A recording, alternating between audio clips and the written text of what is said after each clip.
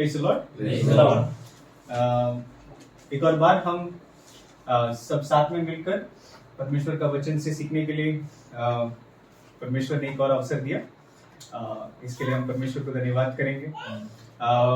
Romeo का पत्रिका से हम सीख रहे हैं, राइट। रोमियो का पत्रिका का हमने पहला अध्याय खत्म किया है। रोमियो का पत्रिका जो ये पौलुस ने लिखा है उसका पहला अध्याय खत्म किया है और आज हम रोमियो का दूसरा अध्याय में हम एंट्री कर रहे हैं, राइट। उसके पहले एक क्विक रिवीजन करेंगे। तो रोमियो का दूसरा उसका एक पहला वचन में हम लोग आज एंटर करने वाले हैं, लेकिन उसके पहले हम लोग को एक रिवीजन करना चाहिए कि इसके पहले हमने क्या किया, क्योंकि अगर आप रोमियो का 2 उसका 1 में अगर जाएंगे तो उधर लिखा है उधर एक लिखा है, सो हे दोष लगाने वालों तू कोई क्यों ना हो, तू निरुत्तर है। सो वो बोलता है, सो मतलब उसके पीछे का कुछ तो कारण है जिसकी वजह से वो बोलता है सो है दोष लगाने वालों तो निरुत्तर है। तो मतलब रोमियो का 2 उसका 1 में जब एंटर करता है, रोमियो का 2 उसका 1 में जैसे उसका शुरुआत करता है पौलुस, उसके पहले ये एक चीज हमको याद रखना है, इसको हमारा परिचय बना के रखना है। इसका हमको क्या बोलते हैं, संदर्भ याद करना है और संदर्भ को याद करने के बाद आज का जो शिष्य है उसकी ओर हम जाएंगे, राइट। संदर्भ क्या है, मैं एक्चुअली सोच रहा था कि सबको एक होमवर्क बोले इसके पहले कि रोमियो का 1 का क्या आपने समझा है, क्योंकि ये है रोमियो का पूरा रोमियो का पत्रिका का 3, राइट। रोमियो का 1 उसका नींव क्या है और वो हमने 16 से आखिरी तक हमने देखा। रोमियो का 1 उसका 16 से 32 तक हमने लास्ट 5 सेशंस में देखे। आज हमारा सेशन 6 है, राइट। तो रोमियो का नींव क्या है हमने ये देखा। सबसे पहला हमने देखा कि पौलुस सुसमाचार से नहीं लज्जाता, राइट। वो नहीं लज्जाता क्योंकि वो 3 कारण बोलता है, राइट। कारण 1 वो 16वां वचन में बोलता है, कारण 2 वो 17वां वचन में बोलता है, कारण 3 वो 18वां वचन में बोलता है। 3 क्योंकि, राइट। तो हम देखते हैं पौलुस सुसमाचार से नहीं लज्जाता और हम भी सुसमाचार से क्यों नहीं लज्जाता है। उसका 16वां वचन में वो एक कारण बोलता है जो हमने कंक्लूजन में बोला, संक्षिप्त में हमने ये बोला कि वो क्या है, सुसमाचार का काम, मतलब सुसमाचार का क्या कार्य है, सुसमाचार का क्या सामर्थ क्या है, वो है 16 वचन। उसकी वजह से पौलुस सुसमाचार से लज्जाता नहीं। दूसरा कारण 17वां वचन में हमने देखा, उस क्या है, सुसमाचार का संदेश, सुसमाचार का क्या मैसेज है, वो मैसेज की वजह से वो पौलुस लज्जाता नहीं है। आखिरी में वो बोलता है, वो 18 वचन में वो हमने क्या बोला, सुसमाचार की जरूरत या सुसमाचार की आवश्यकता, राइट। क्यों सुसमाचार की जरूरत, तो वो हमने देखा। सबसे पहला सुसमाचार का क्या काम है, हमने ये बोला कि पौलुस बोलता है मैं सुसमाचार से नहीं लज्जाता क्योंकि वो जो भी विश्वास करता है, विश्वास करने वालों के लिए क्या है, परमेश्वर की सामर्थ है और वो किसकी ओर लेकर जाता है, उद्धार के लिए लेके जाता है, उद्धार की ओर लेके जाता है। ये परमेश्वर की सामर्थ है। और हमने ये देखा ये सुसमाचार का सामर्थ, क्योंकि सुसमाचार परमेश्वर की सामर्थ है, क्योंकि परमेश्वर खुद ये उद्धार का काम शुरुआत करता है और उद्धार का काम को अंत करता है, राइट। उत्पत्ति के पहले से उन्होंने चुनता है, चुन के उनको बुलाता है, बुलाकर उनको धार्मिक बनाता है, धार्मिक बनाकर उनको क्या करता है, दिन प्रतिदिन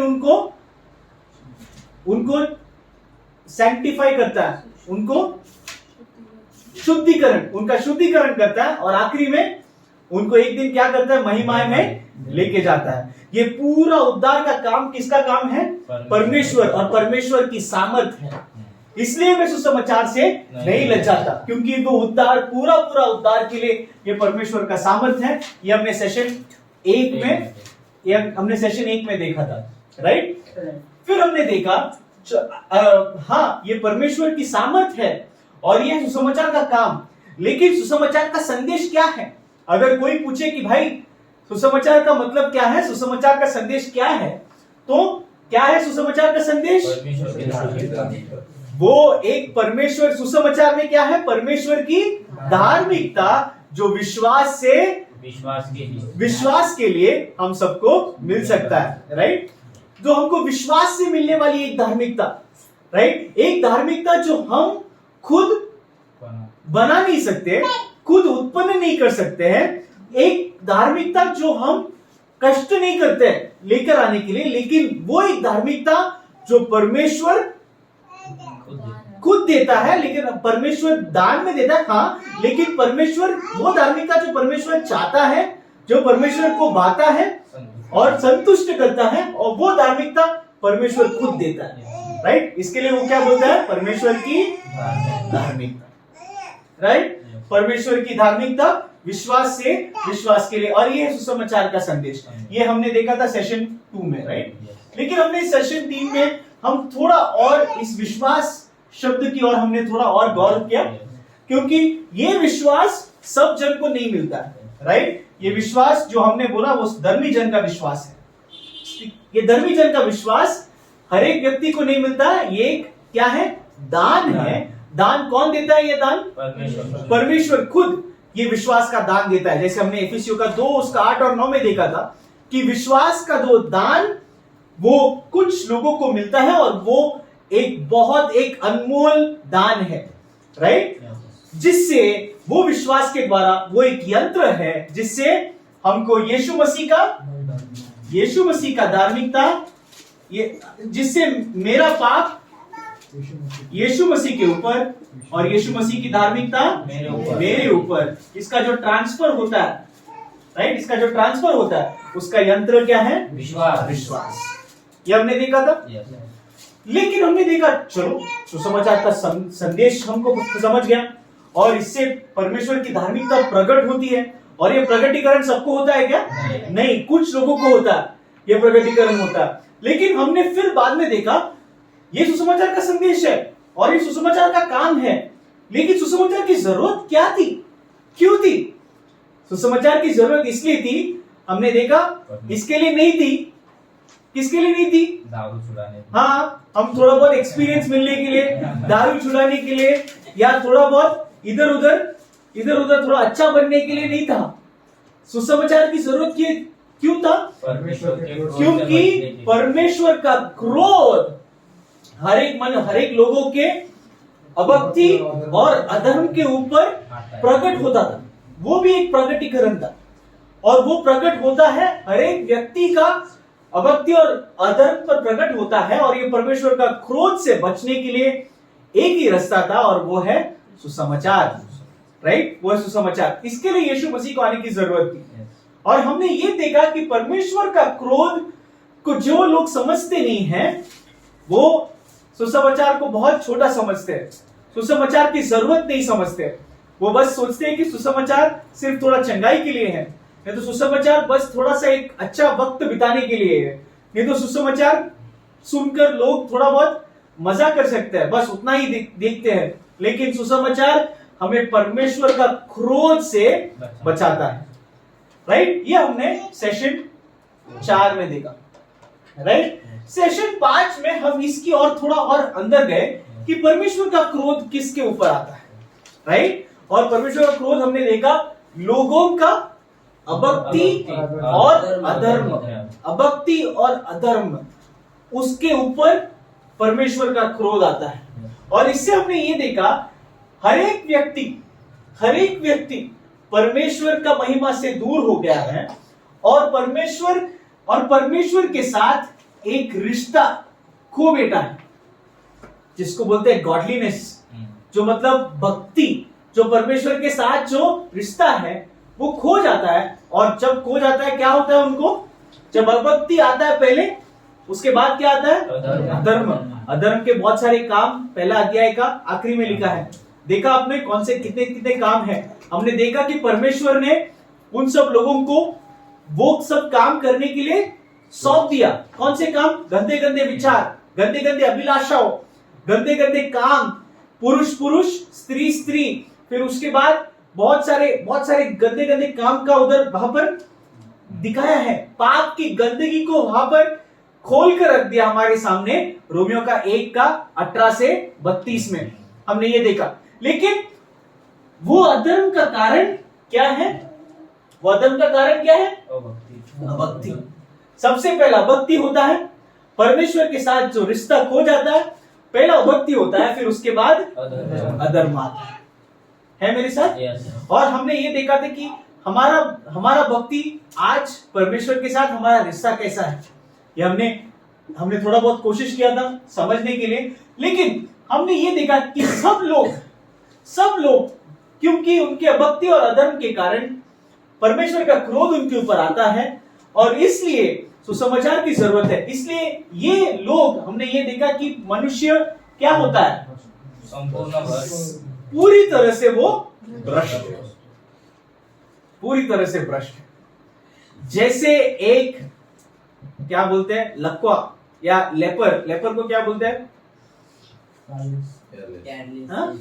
पैरलेस नहीं, जो जिससे हम दूर भागते हैं कि भाई वो अगर छुएगा तो हमको भी मिलेगा, कोटी, राइट। तो जैसे एक कोटी जैसे आएगा हमारे पास, हमको थोड़ा सा डर लगता है, राइट। उसी तरह हम सब पूरी तरह से क्या है? हृदय में भ्रष्ट। हृदय हमारा बहुत बहुत बहुत गंदगी से भरा हुआ है। परमेश्वर के साथ जो भक्ति है वो से निकल गया है और स्लोली अधर्म की ओर चले जाता है। और अगर आज हम अधर्म की ओर पूरी तरह से नहीं गया है, हमने ये बताया, वो किसकी वजह से है? परमेश्वर के अनुग्रह की वजह से। परमेश्वर हमें रोकता है, परमेश्वर हमको सीमा रखता है, और परमेश्वर बोलता है कि ये भैया को, ये ब्रदर को या ये सिस्टर को हम अनुग्रह के द्वारा उनका उद्धार करेंगे, नहीं तो उनको इधर रोकेंगे, नहीं तो हम सब इस बहाव में बह जाते, ताकि क्योंकि ये भ्रष्टता में हम पूरी तरह से खो जाते हैं। अभी ये सब पौलुस बोलने के बाद, तो पौलुस बोलता है परमेश्वर का क्रोध लोगों पर आता है। ये सब बोलने के बाद पौलुस किसको लिख रहा है? यहूदी मतलब वो टाइम में जो आज हम बोलते हैं मसीह, हाँ मसीह नहीं, इसी तरह उन लोग बोलते थे यहूदी या यहूदी नहीं, जो बोलते हैं जेंटाइल्स बोलते हैं। जेंटाइल्स को हिंदी में हम कैसे बोलते हैं? मैं भूल गया उसका, लेकिन वो बोलते थे हम यहूदी हैं, और यहूदी जो नहीं है वो अन्य जाति है, बस उतना ही बोलते थे, राइट। तो यहूदी कैसे ये पढ़ता है, पौलुस का ये चिट्ठी पढ़ता है, ये अधर्म के बहुत सारे कामों को पढ़ता है, पहला अध्याय में बोलता है बराबर बोला पौलुस, बराबर, एकदम सुपर, अरे आपने सही बोला। हाँ, उनके ऊपर परमेश्वर का क्रोध आता है, अधर्म का काम करता है, अरे बाप रे आपने बहुत बहुत बराबर बोला, ऐसा ही बोलना चाहिए, हाँ ऐसे प्रचार करना चाहिए, बहुत सॉलिड बोला आपने। तो बोलता है, तो पौलुस बोलता है भाई मैं जो बोलना चाह रहा था वो आपने समझा ही नहीं मैं जो बोलना चाह रहा है वो हमने समझा ही नहीं। बहुत बार हम परमेश्वर का क्रोध को बिल्कुल नहीं समझते हैं, तब हम परमेश्वर का क्रोध को हमारे अधर्म और हमारे अभक्ति के ऊपर हम जब नहीं देखते हैं, हम एक कैटेगरी में जाते हैं, जो आज वो यहूदी वो कैटेगरी में वो टाइम पे था, राइट। वो कैटेगरी का नाम है दोष लगाने वाला मनुष्य। क्या है? दोष लगाने वाला मनुष्य। ये एक अलग कैटेगरी का लोग है। हाँ, वो क्या बोलता है कि भाई आपने जो अभी तक बोला, अभी आपने ये जो बोला ना, जो अभक्ति अधर्म वो सब बराबर बोला, ऐसे बहुत सारे लोग हैं, पकड़ के धोना चाहिए, उनको नाश होना चाहिए, हाँ उनको परमेश्वर का क्रोध आ रहा है, बराबर बोला। पौलुस बोल रहे तुम समझ में नहीं आ रहा, तुम अभी दूसरा कैटेगरी में है, हाँ तुम शायद इसमें नहीं है, तुम्हारा धर्म सब नहीं है, लेकिन तुम कौन सी कैटेगरी में आ रहा है? दोष लगाने वाला मनुष्य। तो आइए हम पढ़ते हैं आज का जो संदेश का दोष लगाने वाला मनुष्य के बारे में हम पढ़ते हैं, रोमियो का 2 उसका 1, राइट, पढ़ते हैं। इसलिए हे दूसरों पर दोष लगाने वालों, तुम चाहे जो भी हो, अक्षम हो, तुम दूसरों पर दोष लगाने के कारण अपने अपने को दोषी ठहराते हो, क्योंकि तुम जो दूसरों पर दोष लगाते हो यही एक कुकर्म स्वयं करते हो। राइट, दोष लगाने वाला मनुष्य, मैं रब कर दूं, राइट।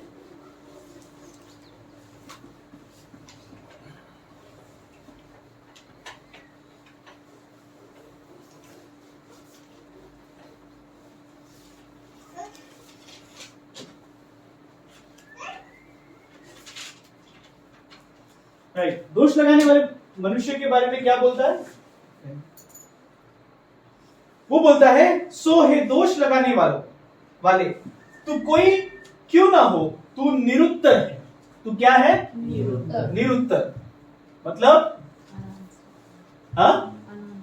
अनआंसरेबल, नहीं तो इनएक्सक्यूजेबल बोलते हैं हिंदी में, सॉरी इंग्लिश में इनएक्सक्यूजेबल।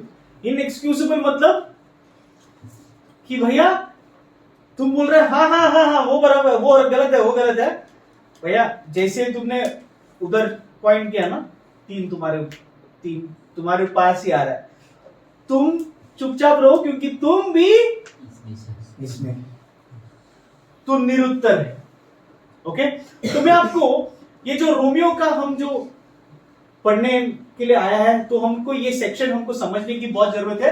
रोमियो का 1 से 3 जब हम पढ़ते हैं, मैंने आपको बताया था रोमियो का 1 से 3 जब आप पढ़ेंगे, हम आखिरी में हमने जैसे बोला कि जैसे परमेश्वर का क्रोध के बारे में सीखने वाले, हम आखिरी में एक चीज को हम एंड में समाप्त करने वाले हैं, और वो है रोमियो का 3 उसका 23।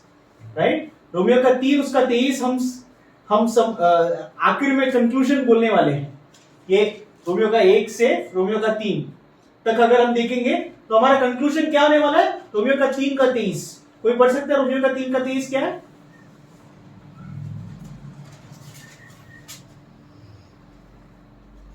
क्योंकि सब ने पाप किया और सब परमेश्वर की महिमा से वंचित हो गए हैं। क्योंकि सब ने पाप किया और परमेश्वर की महिमा से वंचित हो। कितने लोगों ने पाप किया? सब। कुछ है क्या? नहीं, ठीक है ना। ओके, सब ने पाप किया, सब ने मतलब कोई एक व्यक्ति भी परमेश्वर के सामने कोई ऐसा है क्या जिसने पाप नहीं किया? नहीं, सब ने पाप किया और परमेश्वर की महिमा से क्या हो गए? वंचित हो गए। तो वो कंक्लूजन पे आ रहा है पौलुस 3 अध्याय का 23 में, लेकिन उसमें आने के पहले वो एक एक करके प्रूव कर रहे हैं कि कौन सा कैटेगरी कौन किधर है। तो मैं आपको एक छोटा सा कहानी बताना चाहूंगा, और वो कहानी से 5 लोग है उस कहानी में, एटलीस्ट 6 लोग एक्चुअली। एक बाप है और 5 बेटे हैं, राइट, एक बाप और 5 बेटे, और ये कहानी में, ये रोमियो का 1 से रोमियो का 3 तक, इस कहानी में ये 5 लोग आपको दिखेंगे, हाँ, अलग अलग जगह पर। ठीक है, एक है जो एक पिता है, राइट, एक पिता है, एक पिता को 5 बेटे थे, राइट, 5 बेटे, 1 2 3 4 5 5 बेटे थे। अभी पहला जो बेटा था, जो एकदम आज्ञाकारी था परमेश्वर का, पिता का एकदम आज्ञाकारी था पहला बेटा। लेकिन ये बाकी के 4 बेटे पिता के आज्ञाकारी नहीं थे। उन लोग सब लोग रहते थे एक पहाड़ के ऊपर, एक महल में। ये 5 बेटे और पिता साथ में एकदम संगति में अच्छे से रहते थे। लेकिन वहां से, उस पहाड़ से एक बहुत तेज नदी बहता था। वो नदी के पास नहीं जाने के लिए पिता ने 5 को बोला था, नहीं जाना चाहिए, ये नदी के पास नहीं जाना चाहिए। अगर ये नदी के पास जाएंगे तो आप बह जाएंगे और कहीं और जाएगा, आपको पता भी नहीं चलेगा आप कहां पर है, और वापस आप नहीं आ पाएंगे। है मेरे साथ? राइट? तो 5 बेटे थे, उसमें से आज्ञाकारी तो बड़ा बेटा था, लेकिन ये जो 4 बेटे थे हर बार जाके देखते थे, अरे ये नदी क्या है ये, हाँ ये क्या पिता बोल रहा है कि नहीं जाना चाहिए, वैसे चलो एक बार एक और देखते हैं, थोड़ा और देखते हैं, वैसे वो देखने लग गए। राइट? एक बार एक बेटा ने बोला, मैं इधर पकड़ता हूँ, आप लोग मेरा हाथ पकड़ लेना, मैं थोड़ा सा देखता हूँ इस पहाड़ को, क्या है इसमें, क्या है प्रॉब्लम, क्या है। तो वो पकड़ा और क्या हुआ, हाँ वो बह गया और उसके साथ तीनों साथ में बह गए। तीनों साथ में बह गए और कहाँ पहुंच गए उन लोग? हाँ, दूसरा एक जगह पहुंच गए, दूसरा एक जगह पर पहुंच गए। अरे बाप रे! तो ये 4 बह गए और दूसरा एक जगह पर पहुंच गए। एक सुनसान एक जगह पर पहुंच गए जहां पर ऐसे एकदम एलियन जैसे लोग रहते थे, राइट? और इन लोग को जानते नहीं थे और इन लोग डरे हुए थे। इन लोग चारों जन साथ में एक आग जलाया, राइट? साथ में बैठते थे, बात करते थे, अरे हमारा पिता के घर से हम दूर आ गए यार, अरे हम जाना चाहिए। हर दिन सुबह उन लोग मिलते थे 4 जन और बोलते थे, अरे हमारा पिता का घर में ऐसा था, हमने पिता को आज्ञाकारी नहीं किया, हमने ऐसा किया और यहाँ पे पहुंच गया।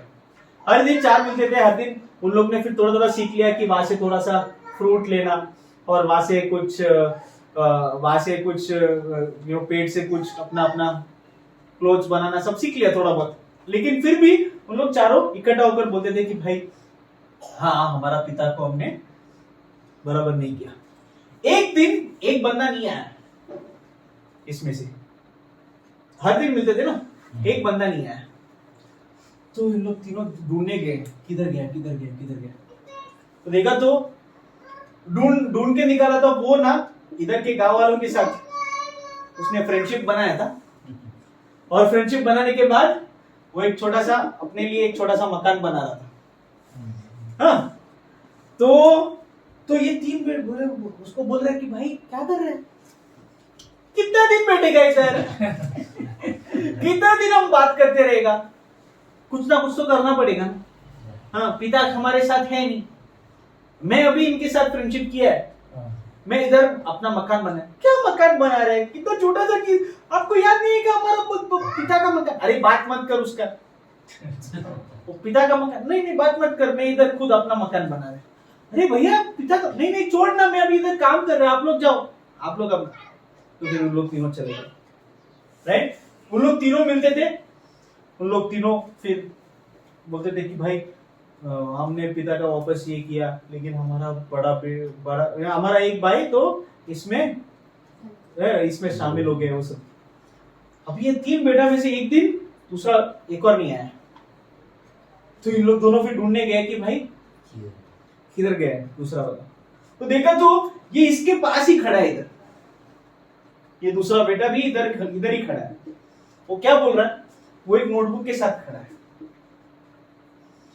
वो नोटबुक के साथ क्या कर रहा है, वो उसको पूछा कि भाई तुम इधर क्यों है। नहीं, हमारा ये लड़का है ना, ये जो हमारा जो भाई, ये बराबर नहीं कर रहा है, नहीं इनके साथ सब जुड़ गया है, अधर्म का काम कर रहा है।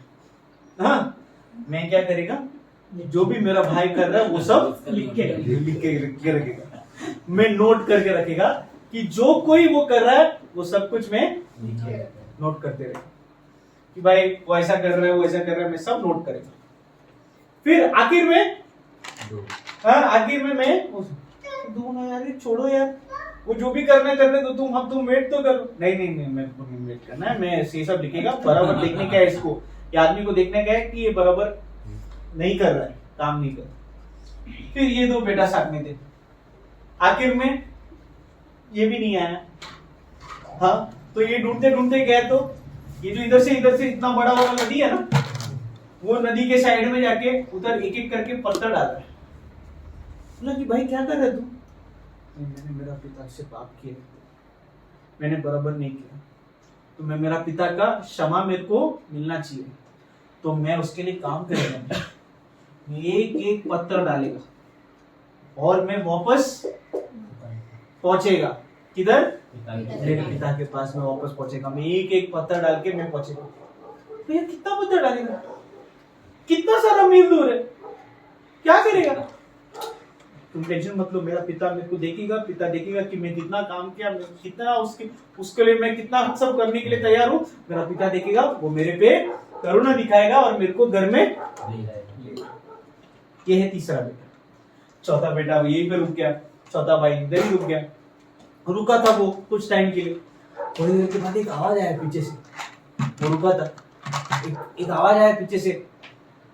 किसका आवाज था? पहले वाला बेटा का आवाज आया, अरे भाई मेरे को पिता ने भेजा है तुमको लेकर आने के लिए। भाई आप आए, कितना अच्छा हो गया। हम मैं कितना दिन से मैं रुका था, मेरे को मेरे पिता के साथ दोष किया, लेकिन पिता मेरे को माफ करेगा क्या? माफ करेगा, इसलिए तो मेरे को भेजा ना, इसलिए तो मेरे को भेजा तुमको माफ करने के लिए और लेके जाने के लिए। मैं स्ट्रांग हूं, मैं लेके जाएगा तुमको। चलो ठीक है ठीक है। फिर उसने बोला कि भाई तुम्हारे बाकी सब भाइयों किधर है? मैं दिखा दे, आजा। उनको भी लेकर जाते। तो गया, सबसे पहला वाला भाई के पास गया। है? वो तो बहुत बिजी अंदर, देख भी नहीं रहा बाहर। ओ भाई देखो कौन आया, देखो बड़ा भैया है हमारा लेकर जाने के लिए। मेरा इधर मकान बन रहा है। कैसा मकान? बड़ा भाई बोल, क्या मकान? आपको याद नहीं? बाप का मकान याद नहीं? इतना बड़ा मकान था, तुम क्या बना रहे? हाँ, थोड़ा बहुत इधर उधर क्या कर रहे तुम? नहीं, मैं इधर संतुष्ट हूं, मैं अपना घर बना रहा हूं, तुम जाओ उधर, ज्यादा डिस्टर्ब मत करो। डिस्टर्ब मत करो, मैं इधर सुख में जी रहा हूं, तुम मेरे को डिस्टर्ब मत करो। बोलता चलो ठीक है, तुम अपना काम करते रहो। दूसरा भाई के पास गए, ये भाई देखा तो बोला, अरे कितना खुश हो गया आप आया, आप इधर आया, मैं तेको बताते कुछ चीजें बताने में। नोटबुक सब निकाल के बोला, देखो वो पहला भाई क्या कर रहा है, हम तुम्हारे पाप के बारे में बात करेंगे। तुमने भी तो किया ना, पिता के साथ अन्यायकारी नहीं बने, उसके बारे में बात करें। भैया मेरा तो छोटा पाप है, उसका देखो ना, मैं तो छोटा पाप किया है। हाँ, तो उसका देखो ना, इसका प्रॉब्लम देखो। ये आपको समझ में नहीं आ रहा? आ जाओ, छोड़ो उसको, तुम आ जाओ। नहीं, मेरे को पूरा लिस्ट बनाने का है। हाँ, पूरा लिस्ट बनाने का है, ये इसके बारे में पूरा बताना है। रुको, तुम भी मेरे साथ आओ, मैं तुमको बताते, मैं उसका मकान में लेके जाते। वो मकान में चले गया तो उसने पीछे देखा तो ये बड़ा भाई चले गया था। बोला कि भाई इसके साथ मकान में जाके एक दूसरे भाई का देख रहे, चलो चले जाते। फिर तीसरा भाई के पास गया, वो तीसरा भाई का हाफ रहा है, वो करके पत्थर डाल रहा है। हाँ, तो पत्थर डाल रहा है, तो पूछा कि भाई ये कौन सा पत्थर, ये क्या कर रहा है? फिर मैं पिता के साथ मैं माफी मांगना चाहता, तो मैं एक एक पत्थर डाल के मेरे को पिता के पास जाना है। भाई आपको पता है कितना मील दूर है? आपको जानते हैं? उतना दूर तक बनाएगा? हाँ बनाएगा, मैं उतना दूर तक मैं बनाएगा। मैं पिता का माफी मैं हक से मांग लूंगा। क्या बात कर रहा है यार? पिता ने माफी दिया है, इसलिए तो मेरे को भेजा है, राइट? तुमको लेने के लिए भेजा है, तुम हक से क्यों मांग रहे? ऐसा बोल रहा है, ओके ऐसा सब है क्या? फिर भी तुम नहीं जानते, ये एक पत्थर लेके फेंका, तुम जाओ तुम लोग, मैं मेरा पिता के पास मैं रास्ता ढूंढ लूंगा, ऐसा बोल रहा है। तो फिर बोला चलो ठीक है जाते हैं। इन लोग दोनों फिर वापस पिता के पास आए, लेकिन बाकी तीन इधर ही रह गए। एक आया, एक ने बड़े बेटे के ऊपर अपना पूरा भरोसा रख दिया, उनके ऊपर आया, बड़ा बेटा ताकत से वापस पिता के पास पहुंच गए, राइट? आप समझ रहे हैं ना? Yes, yes, yes. ये 4 कैटेगरी में रोमियो का 1 से 3 में ये 4 कैटेगरी के लोग हैं। एक कैटेगरी हमने देख लिया, कौन सा? रोमियो का 1, जो अधर्म और अभक्ति में जीने वाले हैं। आज दूसरा कैटेगरी है, कौन सा? दोष लगाने वाला मनुष्य, राइट? दोष लगाने वाला मनुष्य, राइट? जो उधर यहूदी है, इस इधर यहूदी है, लेकिन ये दोष लगाने वाला मनुष्य हम में से कोई भी हो सकता है, राइट?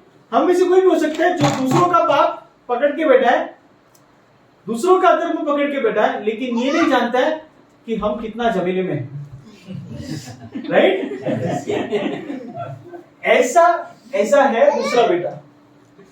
और तीसरा जो है वो हम थोड़े दिन बाद देखेंगे, वो कौन सा है? जो एक आज्ञा पालन करके परमेश्वर के पास पहुंचने की कोशिश कर रहा है।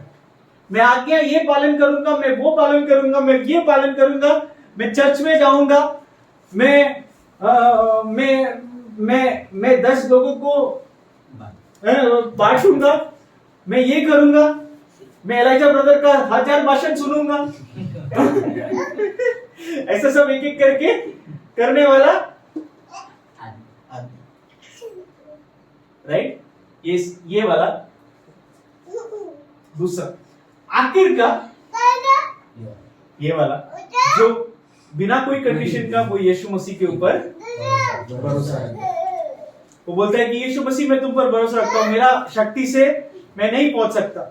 यीशु मसीह मेरे को अगर परमेश्वर का क्रोध अगर मैं समझा है तो मैं जानता है कि आपके अलावा और कोई मुझे बचा नहीं सकता। समझ रहे हैं? तो ये एक व्यक्ति के बारे में हमको सीखना है। ये एक व्यक्ति कौन है? और लेकिन उसके पहले हमको ये एक व्यक्ति के बारे में सीखना है जो ये सेकंड कैटेगरी है, राइट? जो न्याय लगाने वाला मनुष्य। और आज हमारा प्रश्न होगा, क्या हम इस कैटेगरी में है क्या? शायद हम इस कैटेगरी में अभी फिलहाल नहीं है, शायद हम उतना गंदे काम नहीं करते होंगे, लेकिन क्या हम ये वाला कैटेगरी में है क्या? ठीक है। और हमने ये देखा कि बहुत बार यीशु मसीह, ये उस समय जो पौलुस बोल रहा था वो किसको बोल रहा था? यहूदी को बोल रहा था। वो यहूदी कौन सा? वो यहूदी में से कुछ बहुत लोग फरीसी लोग थे। वो फरीसी लोग क्या सोचते थे कि हम पापी नहीं है, हम ऐसी सब चीजें नहीं करते हैं, हम परमेश्वर के चुने हुए लोग हैं। कौन सोचते थे?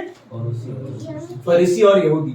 वो सोचते थे कि हम परमेश्वर के चुने हुए लोग हैं, तो हमको सुसमाचार की जरूरत नहीं, क्योंकि हम कौन है? परमेश्वर के चुने हुए लोग। क्या हम लोग को भी ऐसा एक विचार है क्या? हम परमेश्वर के चुने हुए लोग हैं, हम उपदेश सब अच्छे से जानते हैं, लेकिन हम उपदेश और हमारे काम या हमारे कार्य को जुड़ते नहीं है। समझ रहे हैं? हम उपदेश सब अच्छे से जानते हैं, लेकिन हमारा कार्य बोलता है कि अभी तक सुसमाचार में विश्वास नहीं किया है, ये अभी तक सुसमाचार को अंगीकरण नहीं किया है, क्योंकि इसका उपदेश के अनुसार ये ठीक है, लेकिन उसका काम कैसा है? उल्टा है, राइट? तो ये आज हमको इसके बारे में सीखना है, एक कैटेगरी के बारे में सीखना। ओके? तो हम ये देखते हैं, जैसे रोमियो का 2 उसका 1 में चालू होता है। क्या बोलता है सबसे पहला? सो है दोष लगाने वालों, तू कोई क्यों ना हो, तू क्या है? निरुत्तर है। तू क्या है? निरुत्तर है, क्योंकि जिस बात में तू दूसरे पर दोष लगाता है उसी बात में अपने आप को भी दोषी ठहराता है, इसलिए कि तू जो दोष लगाता है आप ही वही काम करता है, राइट? तो हमने देखा अभी तक परमेश्वर का क्रोध उन व्यक्तियों पर आता है, उन लोगों पर आता है, उनके अधर्म और उनकी अभक्ति के ऊपर परमेश्वर का क्रोध आता है।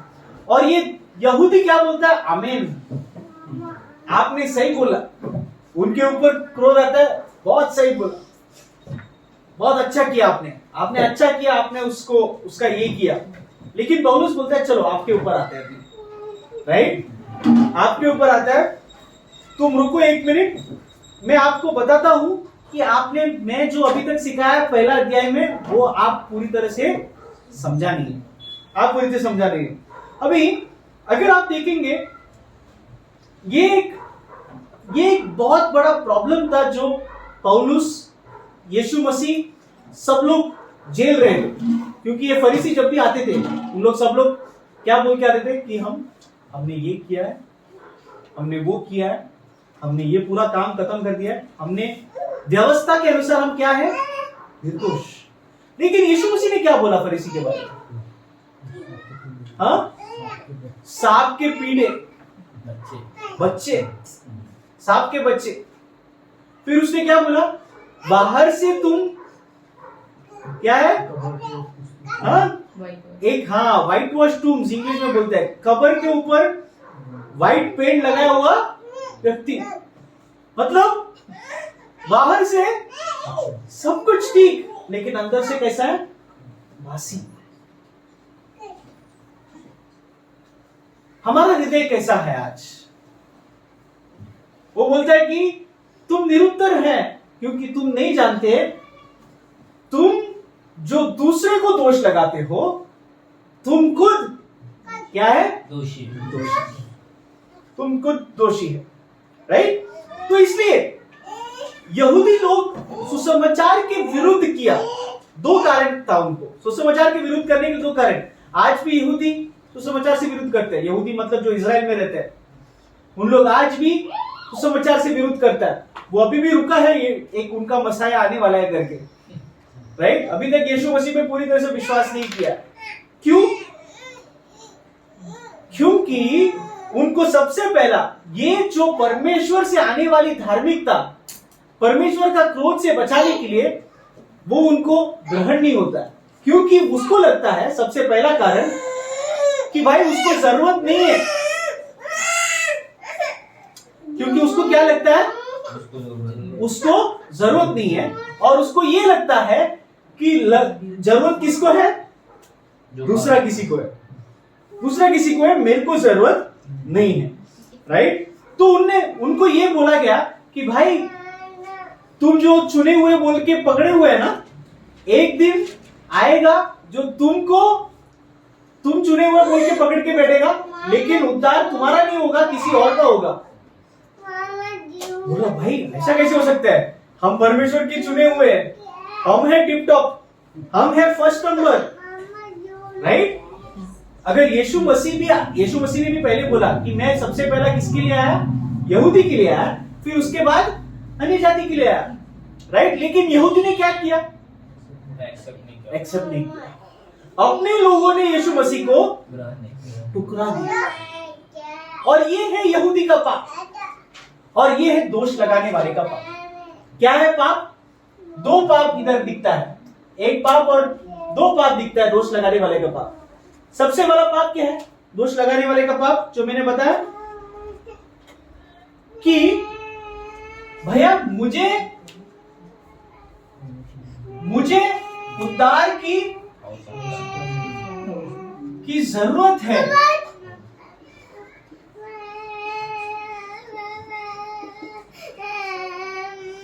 ये मैं बिल्कुल एक्सेप्ट नहीं करूंगा। ये है सबसे पहला कैटेगरी, सबसे पहला पाप। दूसरा पाप क्या है? दूसरा पाप क्या है? वो दूसरों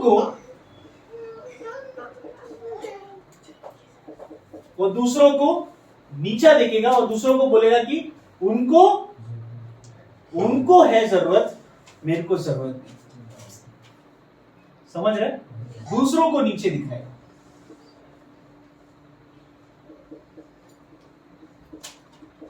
आप इसमें से एक बहुत अच्छा एक स्टोरी जो यीशु मसीह ने बोला याद करते हैं क्या?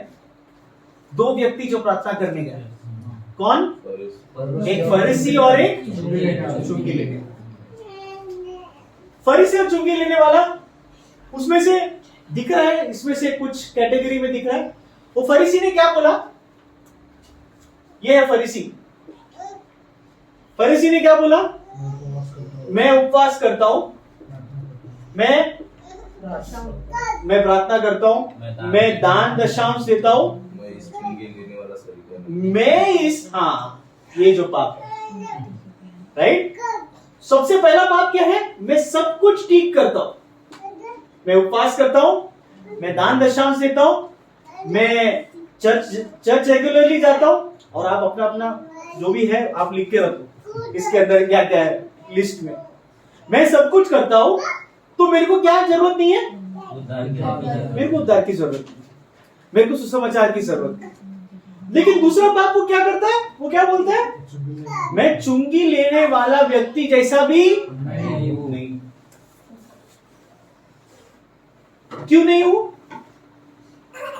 वो बोलता है कि मैं उस हैसियत में नहीं है ना, मैं उस कैटेगरी में नहीं आता, राइट? तो ये हमको समझना है, ये है दोष लगाने वाला मनुष्य का पाप। दो पाप। सबसे पहला, वो खुद नहीं जानता कि यीशु मसीह के द्वारा मुझे परमेश्वर की धार्मिकता मिलती है और मेरे को जरूरत है। और दूसरा, वो दूसरों को नीचे दिखाता है, राइट? तो यहां पर हम देखते हैं, ये है कॉन्टेक्स्ट। इस चैप्टर में जैसे हम घुसते, ये इसका कॉन्टेक्स्ट।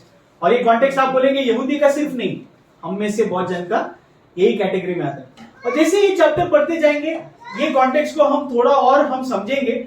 लेकिन आज के लिए हम कुछ एप्लीकेशंस देखेंगे, राइट? हमारे जीवन में कैसा इसका लागू होता है, इसमें से कुछ चीजें हमारे जीवन में दिखता है क्या? ये दोष लगाने वाला मनुष्य का कैटेगरी हमारे जीवन में दिखता है क्या, राइट? तो हम ये देखते हैं कि कैसा होता है। सबसे पहला, ये दोष लगाने वाला का कैटेगरी का सबसे पहला एक बहुत बड़ा चीज जो दिखाई देता है, उसका उपदेश और काम कभी मैच नहीं होता है। उपदेश और काम क्या है?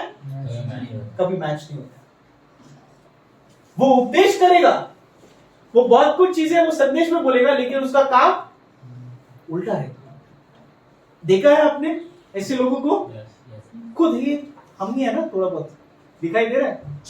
हाँ, कभी कभी हमारा उपदेश और हमारा काम क्या है?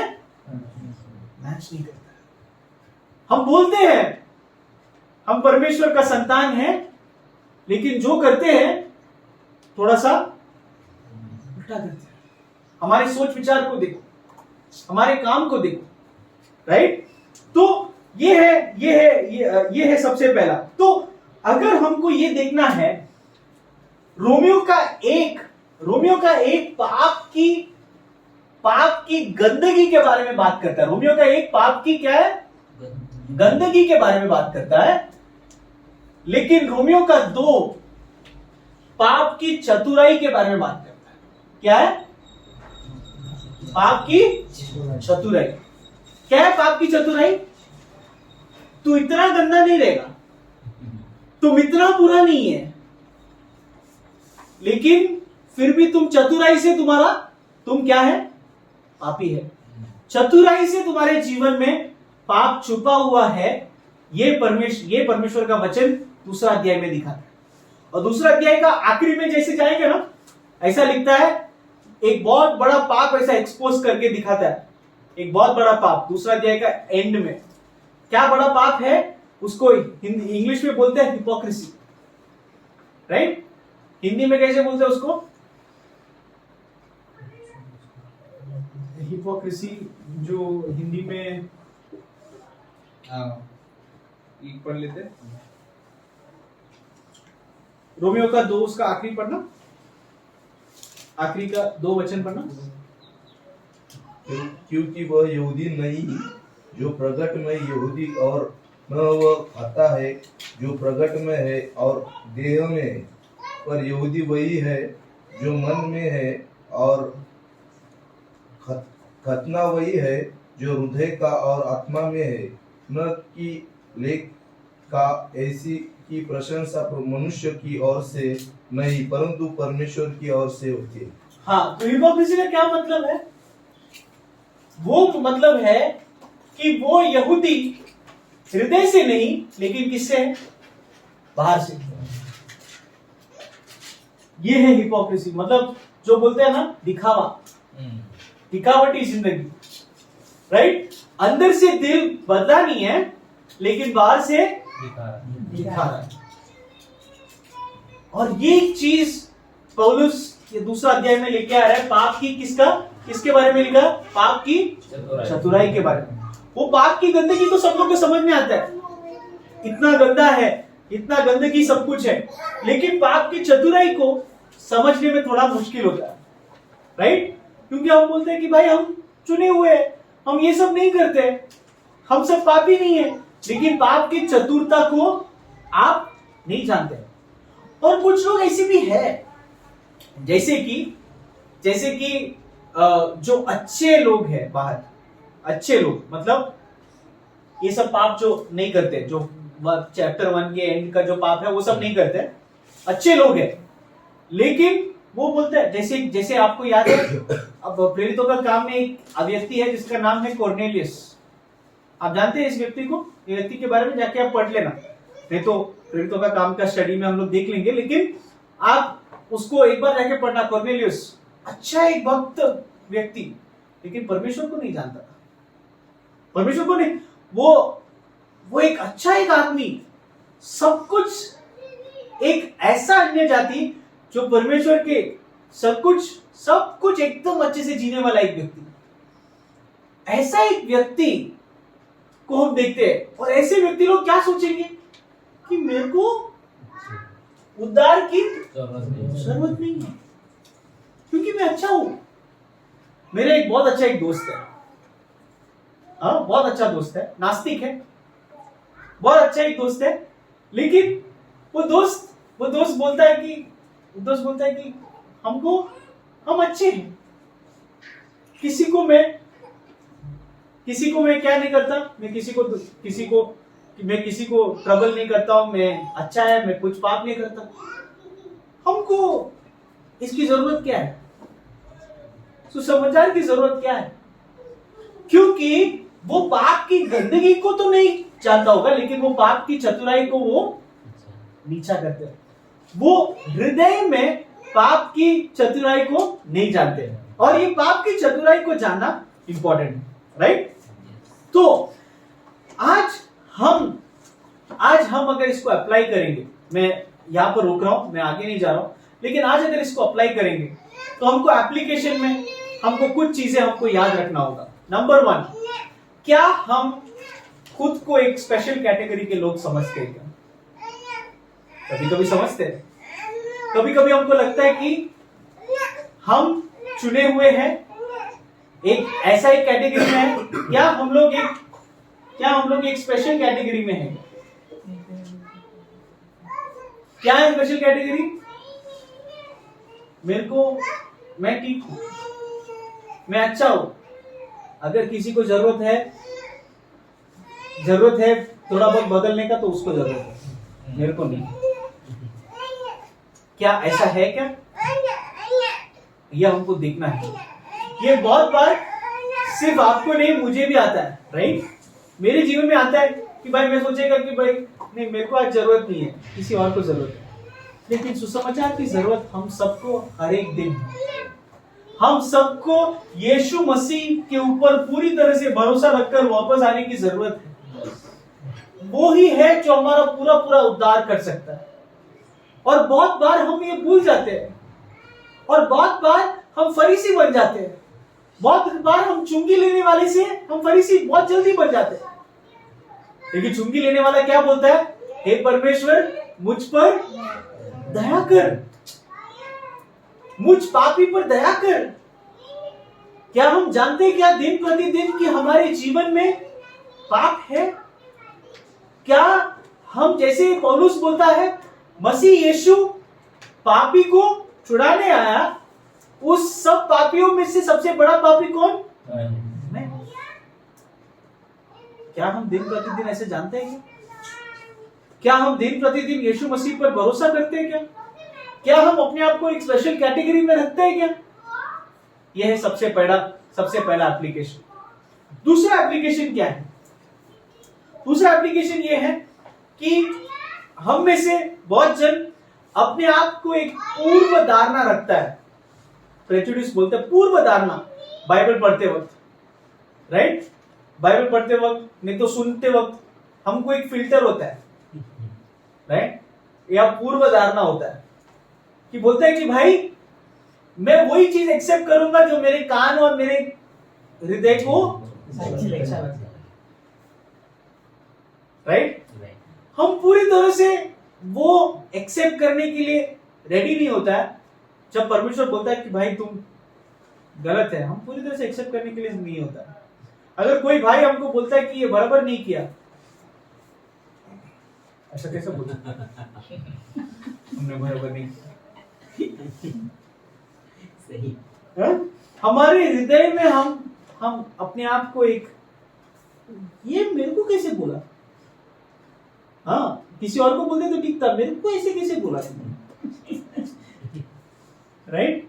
ऐसा एक बहुत बार एक पूर्व धारणा, जैसे कि एक समझो एक सिखाने का, परमेश्वर का वचन सिखाता है तो ये मेरे में नहीं है, ऐसा मेरे को ऐसा नहीं है, किसी और के लिए। आज कभी कभी मैंने सुना है कि भैया आज जो बोला ना वचन बहुत अच्छा था, मेरा बीवी के लिए बहुत अच्छा है, मेरा बीवी के लिए था वो वचन, भैया तुम्हारे लिए नहीं था। आप समझ रहे हैं? हम बहुत बार हम वचन को हम ये दोष लगाने वाला मनुष्य की तरफ हम आते हैं, राइट? थोड़ा सा मार्क लगाने के लिए। दूसरा, अगर हम देखते तो ऐसे लोगों को यीशु मसीह ने बहुत बार पकड़ा है। यीशु मसीह ने एक बार बोला, मत्ती का 7:1 में क्या लिखा है? मत्ती का 7:1 में, 7:1-2 पढ़ना। मत्ती 7 1 2 3। दोष नहीं लगाओ जिससे तुम पर भी दोष न लगाई जाएगी, उससे तुम पर भी दोष न लगाई जाएगी, क्योंकि जिस प्रकार तुम दोष लगाते हो उसी प्रकार तुम पर भी दोष लगाया जाएगा, और जिस नाप से तुम नापते हो उसी से तुम्हारे लिए भी नापा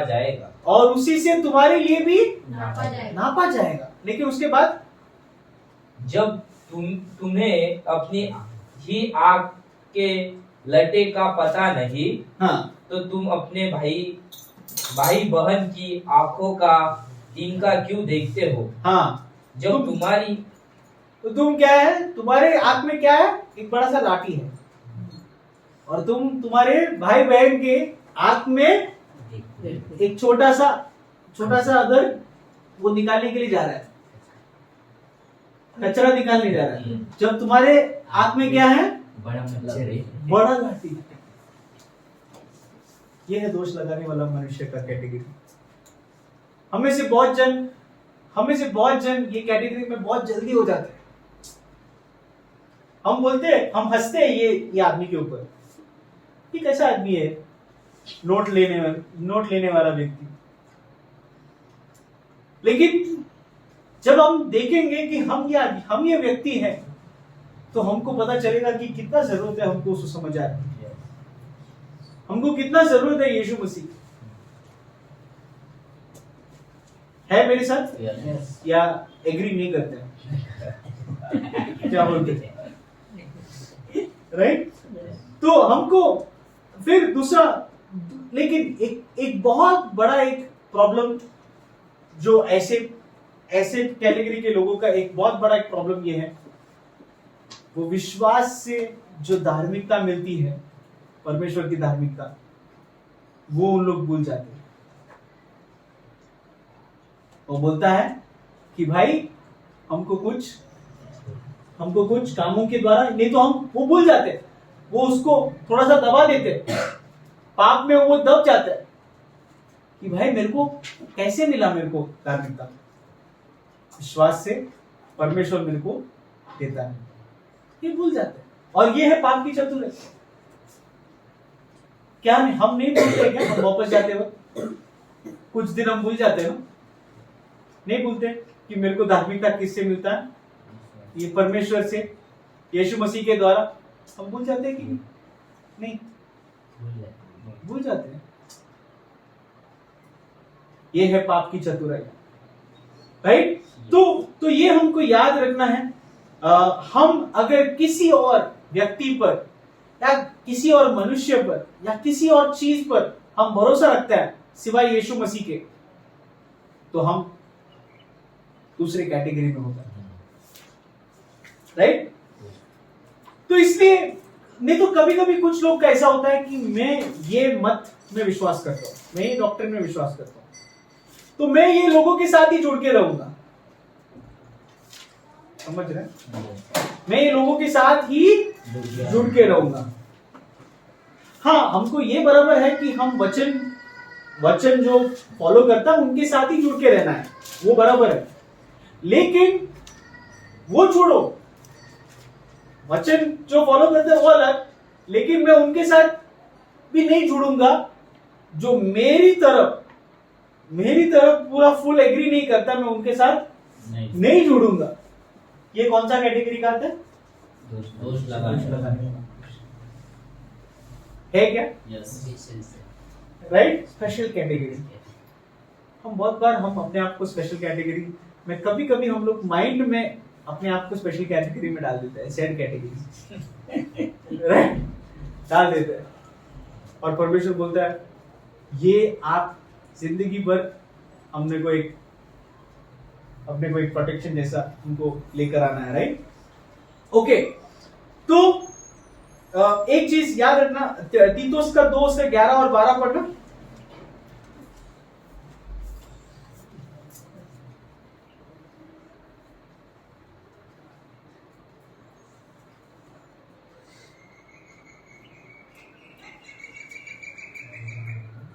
ऐसे क्योंकि परमेश्वर का अनुग्रह, ऐसे लोग को मुंह बंद कर देना चाहिए। नहीं, तीतुस का 2 उसका 11 और 12। क्योंकि परमेश्वर का अनुग्रह प्रकट है जो सब मनुष्यों के उद्धार का कारण है और हमें चिताता है कि हम अभक्ति और सांसारिक अभिलाषाओं से मन फेरकर इस युग के संयम और धर्म और भक्ति से जीवन बिताए। इसमें क्या लिखता है? परमेश्वर का अनुग्रह सब पर प्रकट है। कैसा प्रकट है? जो उद्धार का कारण है, परमेश्वर का अनुग्रह ऐसा। और हमें क्या चिताता है? परमेश्वर का अनुग्रह क्या चिताता है? कि हम अभक्ति और सांसारिक अभिलाषाओं से मन फेरकर इस युग में संयम और धर्म और भक्ति से जीवन बिताए। तो यहां पर हम देखते हैं अगर हमारा काम हमारा उपदेश के साथ जुड़ा नहीं होता है, ये नहीं है कि हमारा काम परमेश्वर को प्रसन्न करता है, लेकिन अगर हमारा सुसमाचार में विश्वास करने के बाद अगर हमारा काम हमारा विश्वास के अनुसार दिखाई नहीं देता है, परमेश्वर हमारे जीवन में काम नहीं करता है, तो फिर हम कैसा है?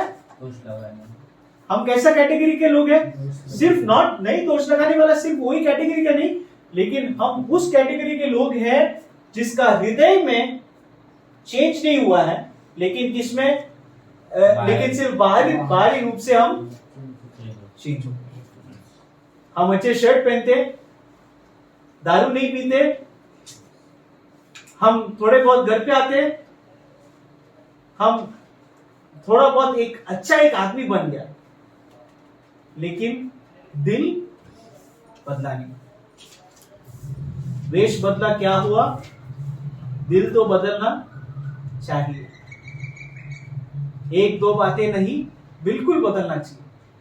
क्या अपने दिल में सच में बदला है क्या? ये हमारा प्रश्न है। क्या सच में एक नया जन्म हुआ है क्या? क्या सच में तुम यीशु मसीह पर विश्वास करते हैं क्या? अपना पूरा होकर विश्वास करते हैं क्या? या बस एक टाइम पास कर रहे हैं? ये है आज का शीर्षक। कभी कभी हमको लगता होगा अरे आज थोड़ा भारी हो गया, लेकिन कभी कभी हम अपने आप को अगर हम अपने आप को दोष नहीं लगाएंगे, अपने आप को दोष नहीं, अपने आप को हम जांचेंगे नहीं, तो एक दिन हमको यीशु मसीह बोलेगा कि तुम मेरे को बस प्रभु प्रभु सिर्फ टाइम पास के लिए बोलो। ये नहीं चाहता परमेश्वर हमसे, है मेरे साथ? Yes, okay. तो ये मैं रुकता हूं। आखिरी में हम जब परमेश्वर का वचन जब पढ़ता है, हम देखते हैं बहुत सारी चीज इधर उधर, जब परमेश्वर के वचन से हम देखते हैं कि ऐसा ऐसा ऐसा बहुत सारे लिखा है कि उस व्यक्ति के बारे में, इस व्यक्ति के बारे में। जब वचन पढ़ता है, परमेश्वर को पूछना, परमेश्वर ये वचन में मेरे बारे में कुछ लिखा है क्या? इसके अंदर दिखता है क्या मेरे बारे में कुछ? ये हमको परमेश्वर से पूछना, ये है एप्लीकेशन इसका। है मेरे साथ अभी तक? तो आइए हम परमेश्वर को बोलेंगे, परमेश्वर मेरे को उद्धार की जरूरत है, मेरे को यीशु मसीह की जरूरत है। मैं किसी और का दोष लगाने के लिए नहीं, मैं किसी और को नीचे दिखाने के लिए नहीं, लेकिन परमेश्वर आपके ऊपर भरोसा रखना चाहता हूं, यीशु मसीह पर गिरना चाहता हूं। यीशु मसीह मुझे स्वर्ग तक पहुंचाना परमेश्वर, दिन प्रतिदिन मेरे को आप पर भरोसा रखने के लिए सहायता करना परमेश्वर मुझे एक बाहरी तौर से बस ऐसा एक आदमी नहीं बनना है, मेरा हृदय में परमेश्वर सच में बदलना है। यह हम परमेश्वर से मांगेंगे, राइट? पवित्र आत्मा के द्वारा परमेश्वर ये कर सकता है। आइए हम प्रार्थना करेंगे। अगर हमारा जीवन में हमारा हृदय नहीं बदला है, तो हम परमेश्वर को मांगेंगे, परमेश्वर आपके पवित्र आत्मा के द्वारा हमारे जीवन को बदलना। परमेश्वर पिता, हम आपके पास आते हैं परमेश्वर। Hallelujah, hallelujah, hallelujah, hallelujah, hallelujah.